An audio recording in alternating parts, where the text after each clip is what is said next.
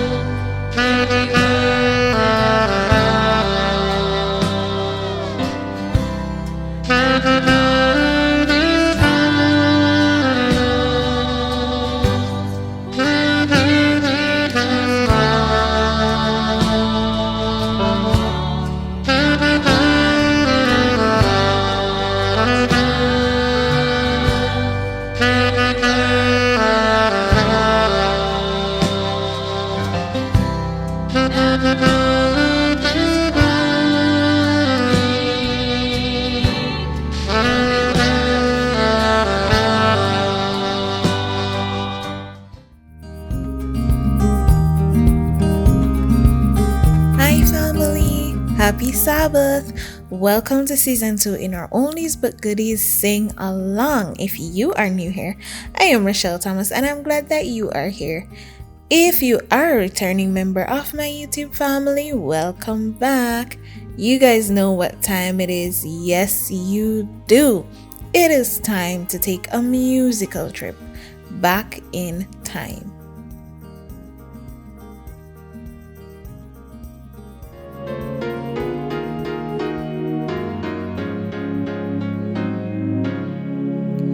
In the land of faithless day lies a city foursquare. It shall never pass away, and there is no night there. God shall wipe away all tears. There's no death, no pain, no fears, and they count no time by years, for there is no night there. All the gates of pearl are made in the city foursquare. All the streets with gold are laid, and there is no night there. God shall wipe away all tears. There's no death, no pain or fears, and they count no time by years, for there is no night there. And the gates shall never close to that city foursquare. Their life's crystal river flows, and there is no night there. God shall wipe away all tears. There's no death, no pain or fears, and they count no time by years, for there is no night there. There they need no sunshine bright in that city foursquare, for the Lamb is all the light, and there is no night there. God shall wipe away all tears. There's no death, no pain or fears, and they count no time by years, for there is no night there. That song is such an awesome song to just sing with your family and hear the harmonies while thinking of Jesus' second coming. I can actually still hear my parents and my brother's voices in my head while I sing this song. Is that weird? I don't know. But I have something special lined up for you tonight. Of course, I have to give you the backstory. You know how it goes. 3 months before I was born, my grandfather on my dad's side passed away. So I really do not know much about him except bits and pieces that I have gotten over the years and the pictures that I've seen in albums. Do these kids nowadays even know what a photo album is? I'm not judging you. Anywho, tonight I have some special persons with me who can tell me more about my granddad. So, ladies and gentlemen, boys and girls, please help me welcome my aunt Norma Knight and my uncle Charles Thomas to our Oldies but Goodies sing along. Hi guys, how are you Oh, doing? No. hi, Rochelle. Are you happy to be here? Don't tell them I begged you. We won't do that, but anything to anything to help my niece daughter. I know that's true.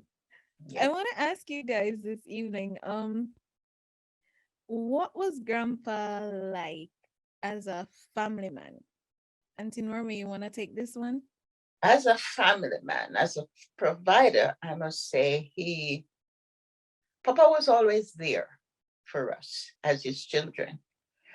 And there were certain standards that he set as a father and as a provider, which we, his children, have followed up to this day.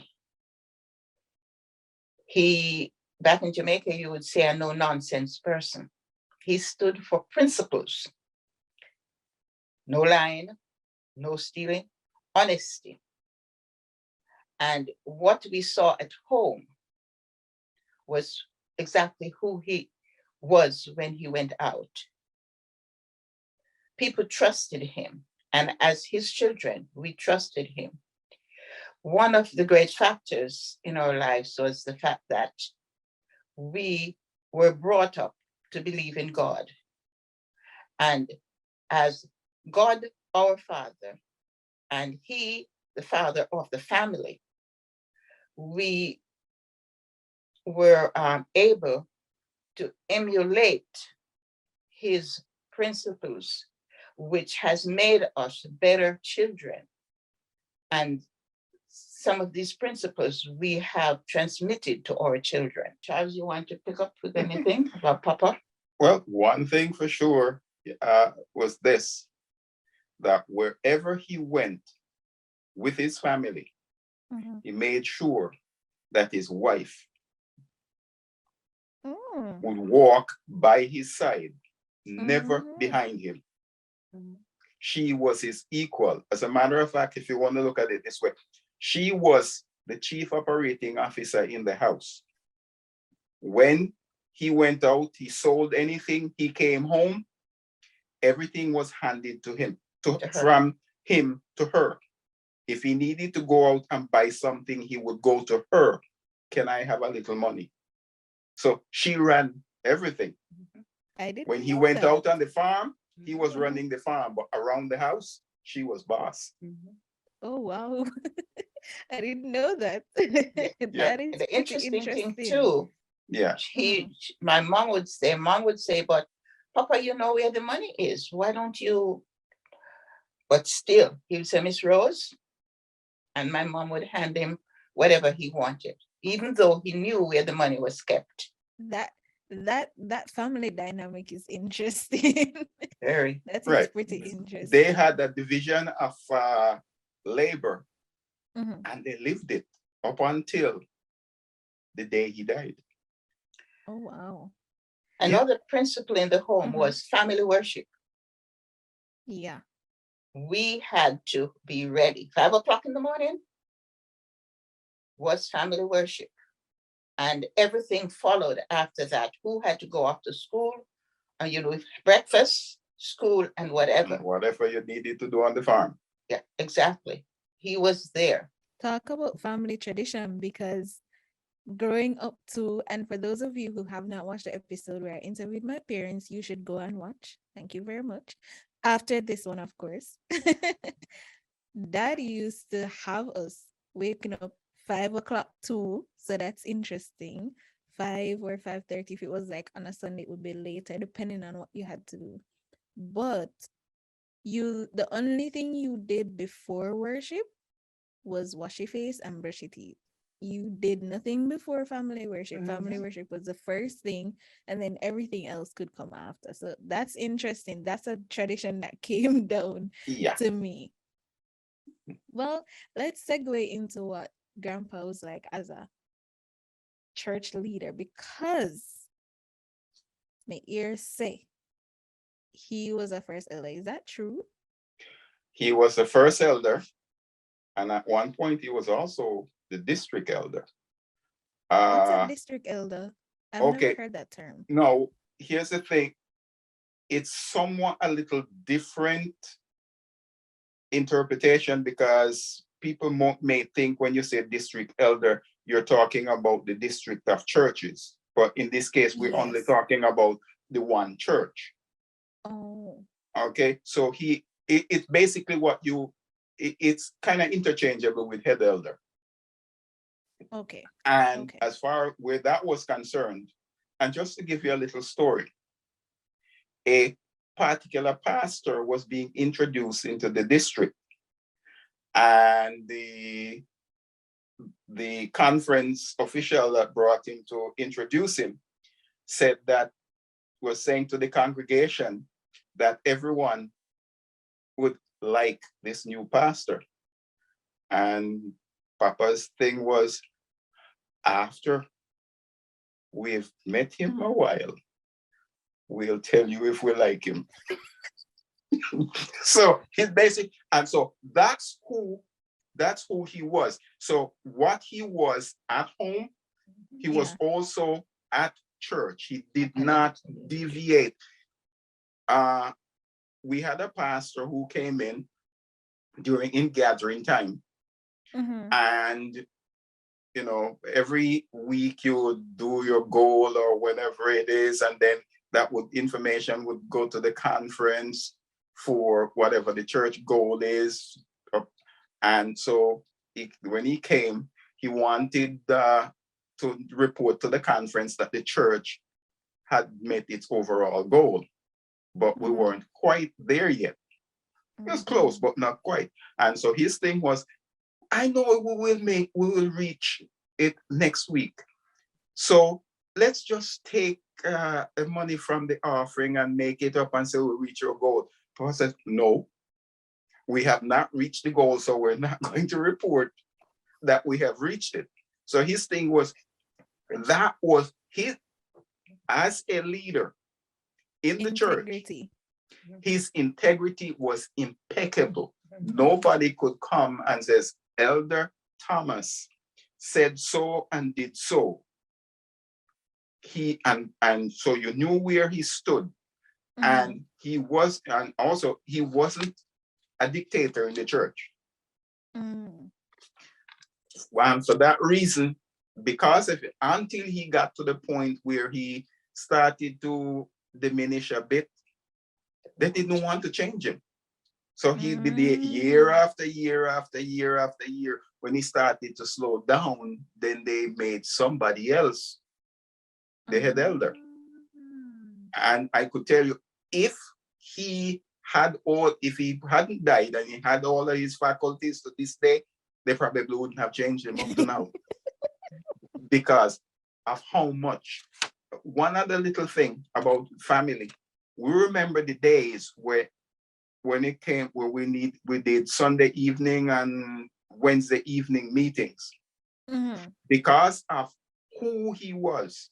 If somebody from his house was not there for a prayer meeting or Sunday evening evangelistic meeting, they met on the steps, say a prayer or so, and go home. They didn't even bother going to the church. Why?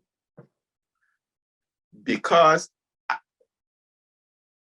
that was no, but that was the thing. So that was the kind of relationship he had with the congregation and the way they looked at his family.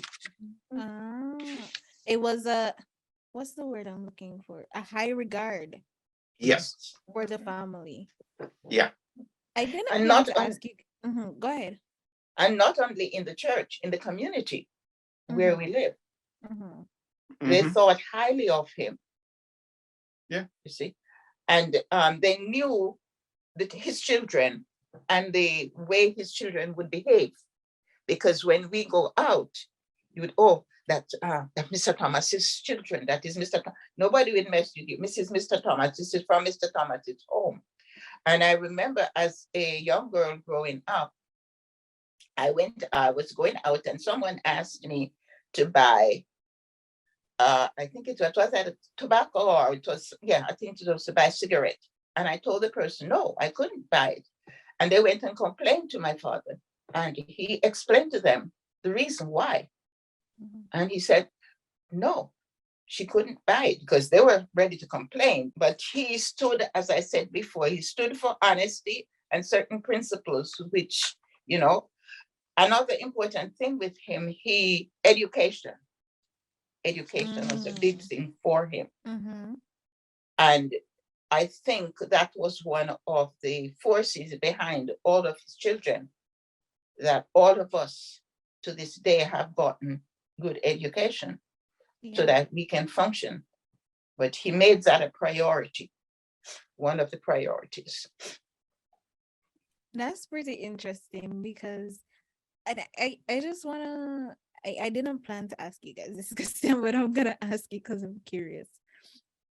Did you at any point as children felt pressure because the family was held in such high regard, or there was such high expectations of you?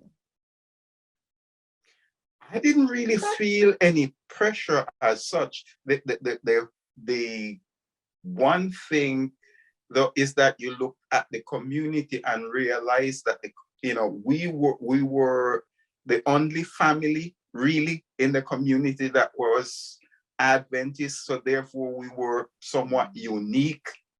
Yeah. And because of the relationship the community had with him, we weren't being pressured to behave as any particular way. It was a norm for us, basically, put it that way. Okay, so I was so caught up in asking you about Grandpa and your life then. What he was like that I forgot to ask you one question. So here's the third question I have for you. What is one memorable moment that you both have of him? Oh, wow. Okay, while she's thinking about it, I tell you, I'll remind you of mine. The first time we met,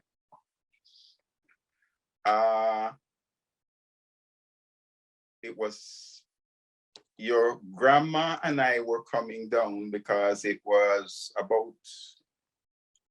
wasn't even quite a year. Okay. Or it was about a year after your grandpa died. And we're coming down to do another cleanup in the house. So grandma came in before I did because there was a snowstorm that stopped me from flying out to New York. Came down later. I got there on a Friday evening. Your mom was in the kitchen cooking.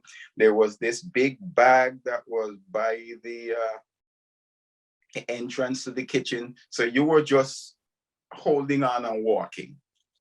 And you got to this bag and you couldn't figure out how to walk around the bag. And you were there crying. So, me as a nice uncle decided to pick you up.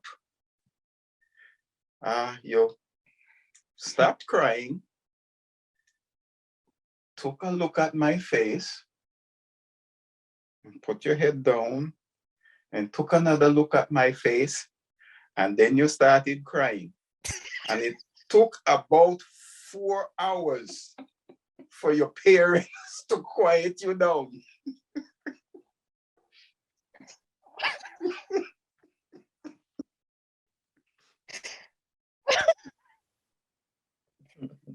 Isn't it? I'm wondering if I thought it was my dad, and then I looked the second time. I was like, no, this is not It's him. possible.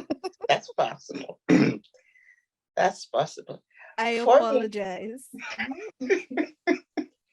for me, it was when I remember when you were living at Ellison Flats in Mhm. Kingston, and I flew from New York and came to visit, and your mom was feeding you, and you wouldn't eat. They had a hard time getting you to eat. Period. That's still a problem, but continue. And she held you under her arm, and she was trying to get the food in your mouth. that was one. That was one thing I remembered when you were a little bit. Mhm. Mom always used to tell me that when she did finally get the food in my mouth, Oh I'll yeah. walk around with balls of food in my cheek Mhm. until it was sour. Yeah. You just Oh wouldn't. You man. just couldn't get you to eat. It's so funny. My friends will tell you know that that's still a problem. That is still a problem to get Yeah, me I, to I eat. think it, I think it's a family thing because there are a lot of us are very picky eaters. Yeah, for real. Yeah, that's For true. real. Well, we're gonna be singing. Our next song is gonna be I Saw One Really Sad and Torn. And I believe this is my aunt's favorite song. So here we go. Mm-hmm. We like that song too.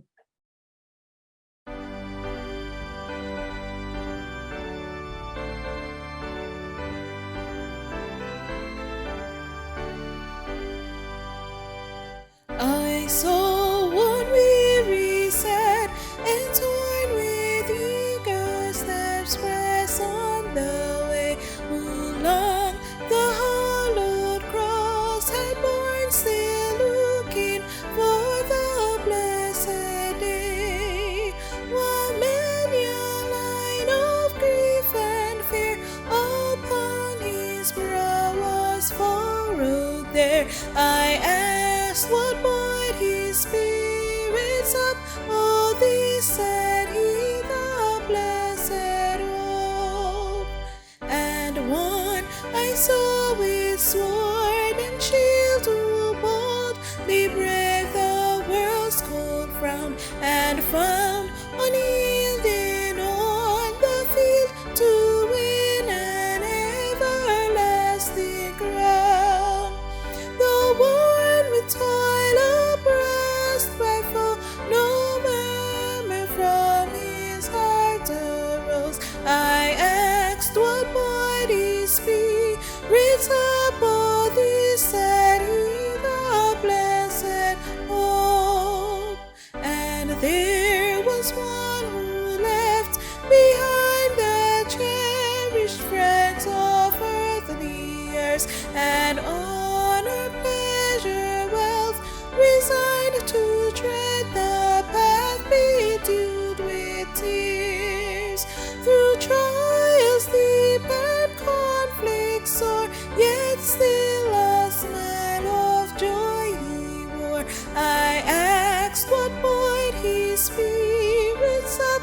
Oh, this said he, the blessed hope.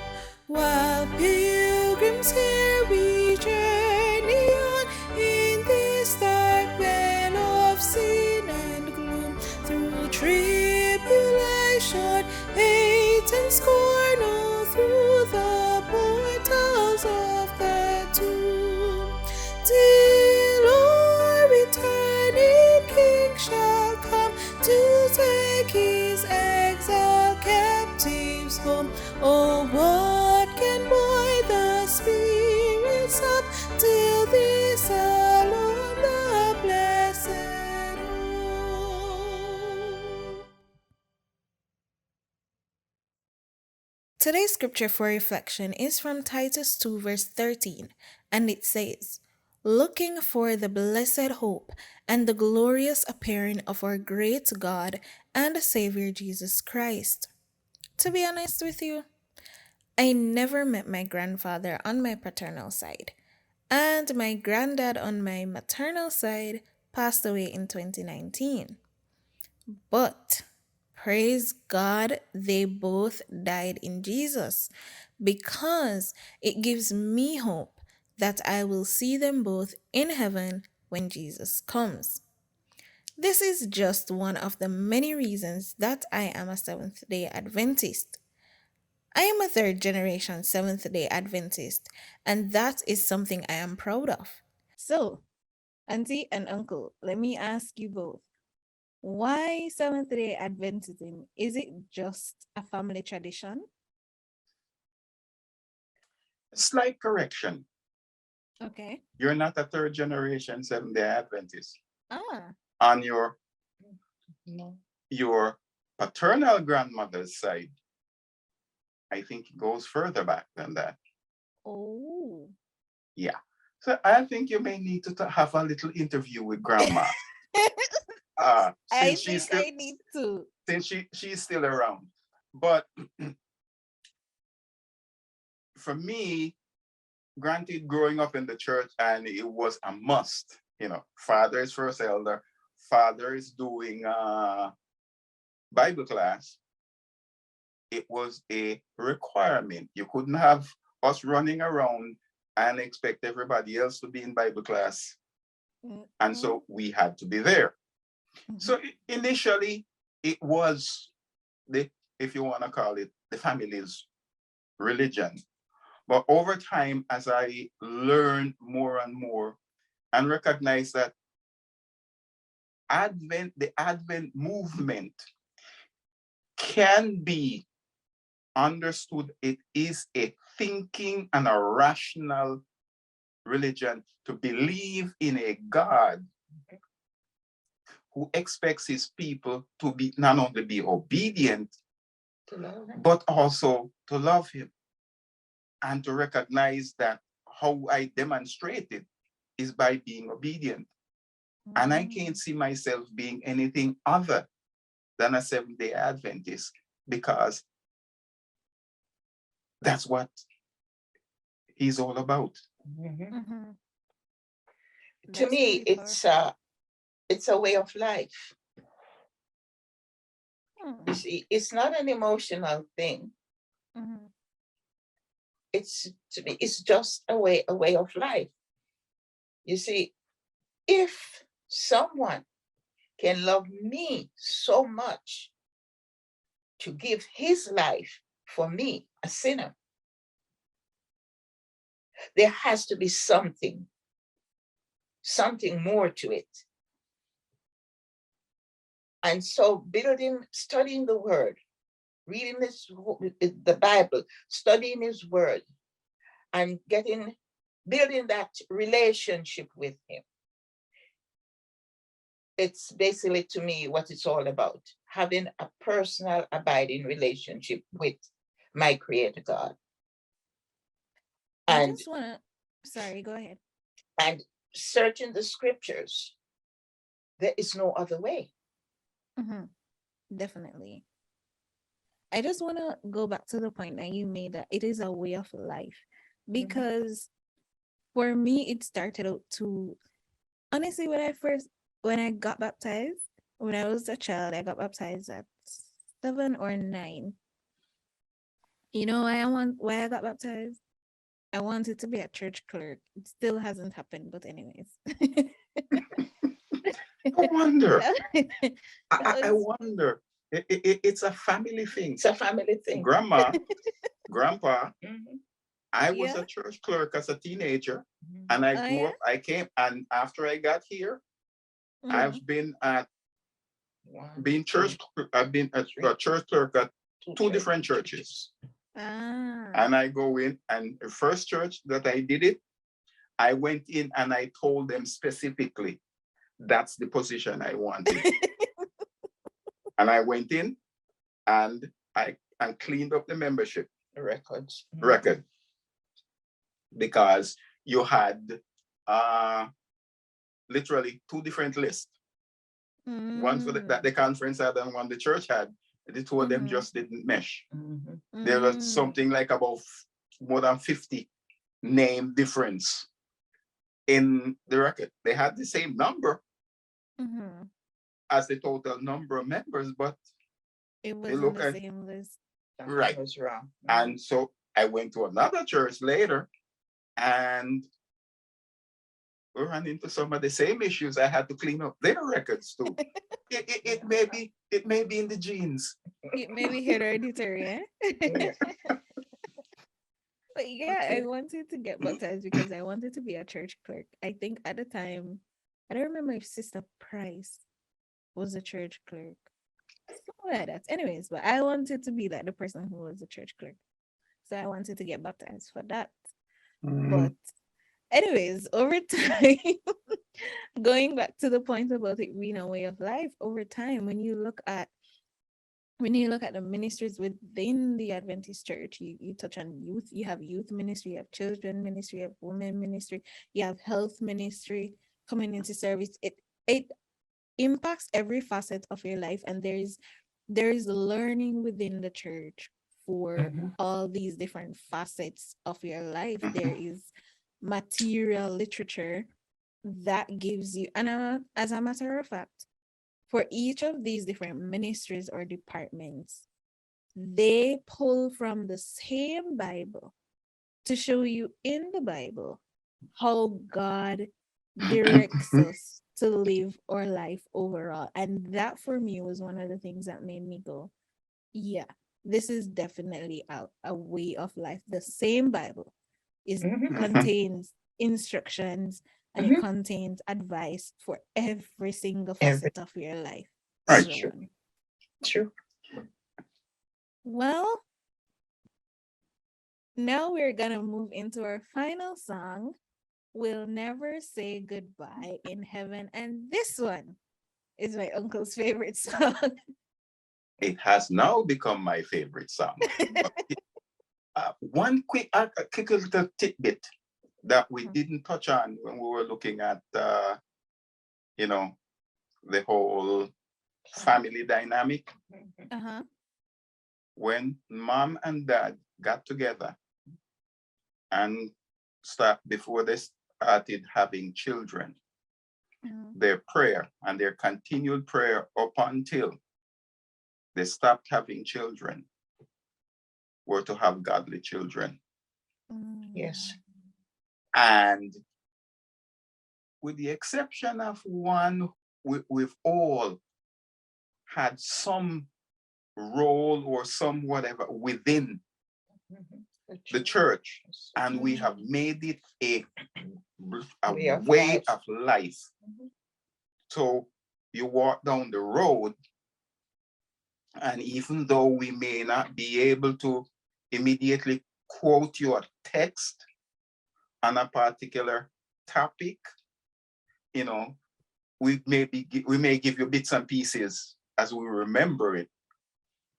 But for us, it's who we are. You can take everything from us, but that you will not take. Papa did how should I put it? You have parents here that will say to you, "Oh, I love you, I love you, I love you." Papa did not express love in that way, but we knew that he loved us and he loved his wife. When mom would tell us that when they go to bed, when she's ready to get in the bed, after they worship and everything, and we're ready to go into bed, Papa would pick up the sheet so my mom could go in underneath. So, there was love demonstrated. It wasn't verbalized, but love was demonstrated. At least we've never heard him actually say that to her. We don't know what he said to her in private, because what they didn't discuss in private and whatever, children will never know. Never know. One of the things that you will see today with a lot of families, where you will see husband and wife or boyfriend, girlfriend fussing and quarreling. Nope.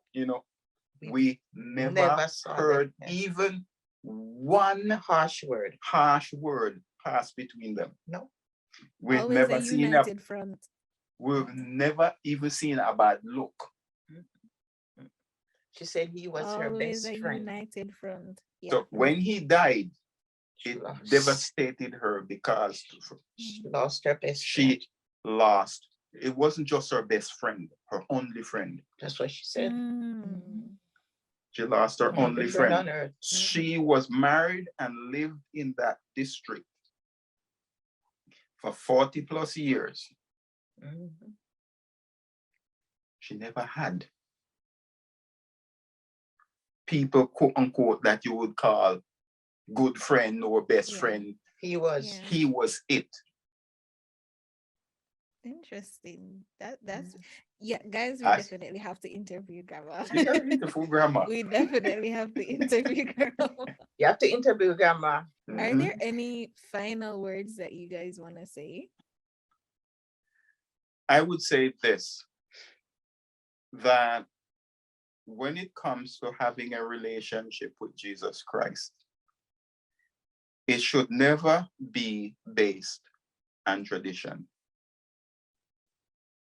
So therefore, even though it may be your parents' religion, don't follow because it's your parents' religion.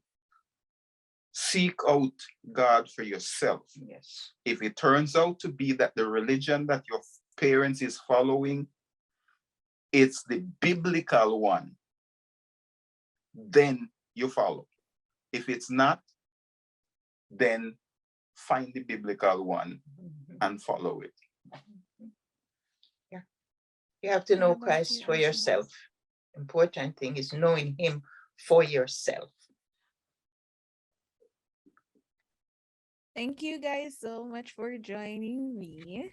I appreciate you coming on. You are You're welcome. welcome.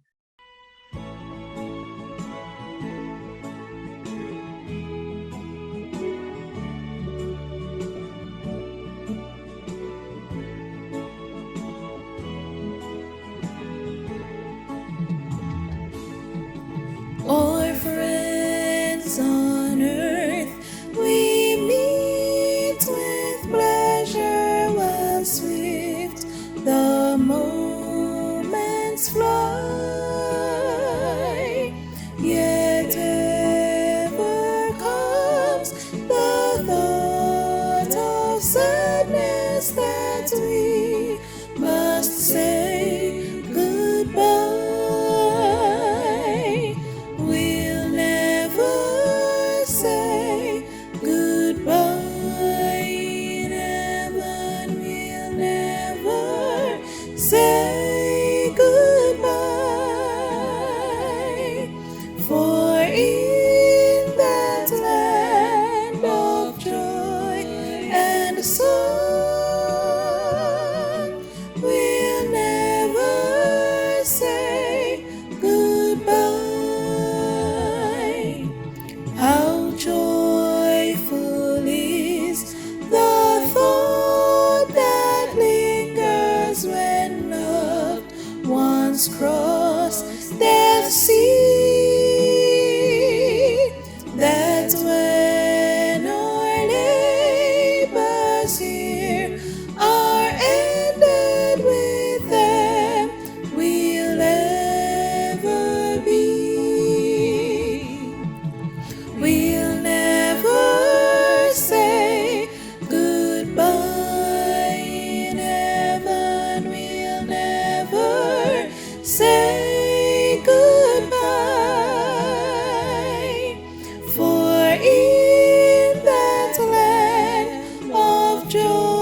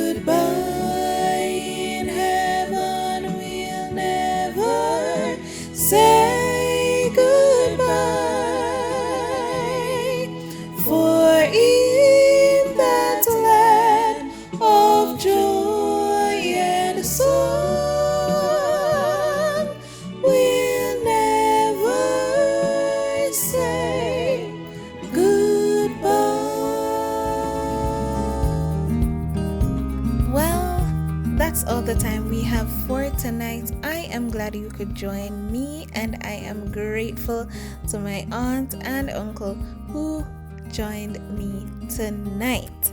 Let me know if you enjoyed tonight's episode by hitting the thumbs up button and tell me in the comment section which song was your favorite tonight. Also, be sure to subscribe to my channel and click on the post notification bell so you do not miss the next episode in Oldies but Goodies Sing Along Season 2. As usual, the instrumentals used tonight will also be in the description below. So until we meet again next week Friday at 6 p.m., happy Sabbath. Bye. No parting words shall e'er be spoken in that bright land of flowers, but songs of joy and peace and gladness shall evermore be yours. We'll never say goodbye in heaven. We'll never say goodbye.